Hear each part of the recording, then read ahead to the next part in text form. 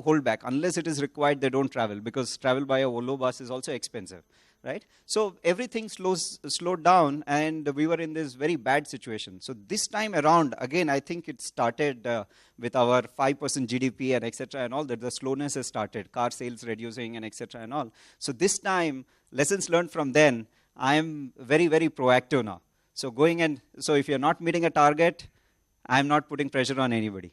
So, and the vision for me personally right now is, okay, this is a temporary thing. The world is going to change. The election's coming. Maybe GDP will come back on track. Consumption will come back on track, and etc. So the stories that I tell now proactively is, it's a temporary thing.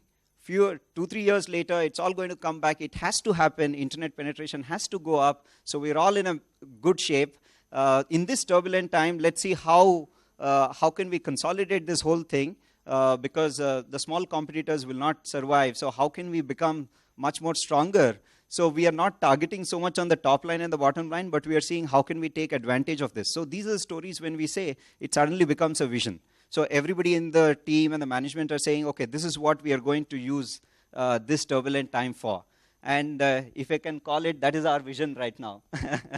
But tell me, I mean, how do you actually share this with your team? I mean, does you take them out for dinners, or do you take them out for picnics? I mean, how does the company get engaged in believing what you're saying? Actually, I think it's a story, right? I mean, you don't necessarily, I think if you take them out for a resort and then tell them this story, it becomes like really you want to say something. Or if you make it a part of everyday living, right? You go to a cafeteria, you pick up this topic, talk about it. You see sales are not happening, you have a weekly sales meeting. In that meeting, you start saying, oh, why are the sales not happening? This is what is happening. Infosys is not hiring in 20,000-30,000 people. If those people don't come and join, who are those customers who are coming to you, right? Or talk about the past, talk about the future. So it becomes a part of everyday living. We don't do anything explicit. All of us believe in it. So that's how we do it. Yeah, so I guess the lesson there is that you have to be extremely open and to be seen, to be acting, not sit in your one CEO cabin and say, oh, this is my vision, now go implement it. Yeah, Mohit? Don't have cabins. Well, in your corner. Yeah. So I think first 2-3 years after starting Carvale, we're all busy with the product, figuring out what business model, etc. But in automotive industry, there were so many opportunities. I can figure out at least 30 different ways to build a company around automotive, be in used car, new car, accessories, forum, enthusiast versus actual buyer, and all of that. And we could look at so many models across the globe. So, at some point of time, somebody will walk in and say, can we do this? And why can't we do that? Why can't we make a software for dealership? And why can't we do this something on the service side, etc. And we start realizing that, we can't be all over the place. So this vision thing actually started coming to us in something like 2008 after 2-3 years of actually having the company. So what we did is really we are around about 8 people who lead some kind of function or a division. And we, along with the second line, all the people, we sat down in a room and said that if this company has to exist for next 50 years, what is that one core purpose that we exist for? And it took us 2-3 days of very intense debate to really say that we fundamentally exist to make car buying simple and nothing else. And everything that we do has to be around that. That really helped us bring a lot of focus to say what products we'll make, what kind of services we'll go and create for the consumers. And I think 2008 when we did this, we said that, today we get a consumer on the site. He gives us a name and number saying that I'm interested to buy a so-and-so car. I pass on that number to a manufacturer. It goes to a dealership. Dealership doesn't really even care to call you back.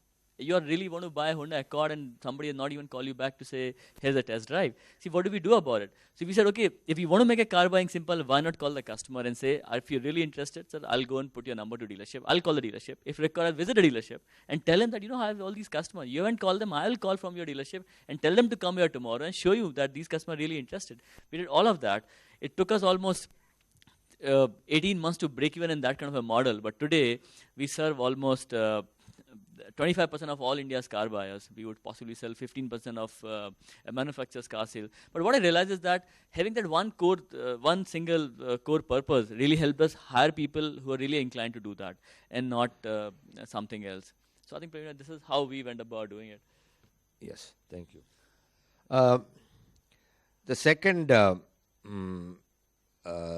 quality that has been suggested is that more often than not, CEOs miss the ability to implement the new strategy. I mean, the reason I say this is because they start with a vision, but vision is one thing. At some point, and I think some of these people dealt with it, is to actually go and implement new strategy. So does that, you find that people in your company, and I don't know, I think you have 200, they are all upward 600. 400 type, yeah. People buy into doing all this, or you see a great belief that you are giving up too soon, because now you are setting new goals, different goals. There may be goals that are set downward than what you had planned. Does that demoralize people, you think? I think I have missed my goals by almost 8 quarters consistently. Pravin was on the board. He would remember that. And I think we have gone back to the team and tell them, why we think this is happening and what we think is wrong. And I think we've been very, very open about it, very, very transparent about everything, including, for example, we put whole company's KRA. So everybody can actually go and see what my quarterly goals are, and so is the goal of everybody else in the company. And what did we do about it? I think one of the things we did is to list out those 2 or 3 big goals for the whole year, and say, if you want to achieve this, what is that we want to measure every week? And every Monday, the team is responsible to say, what is I'm going to go to do this week? Because otherwise, it's so easy to come and explain a non-performance, say, this is what is happening in the industry, people are not selling cars, there's a budget cut, etc., etc. All that we hear is good, but the point is, what I'm going to do this week to make this driver move.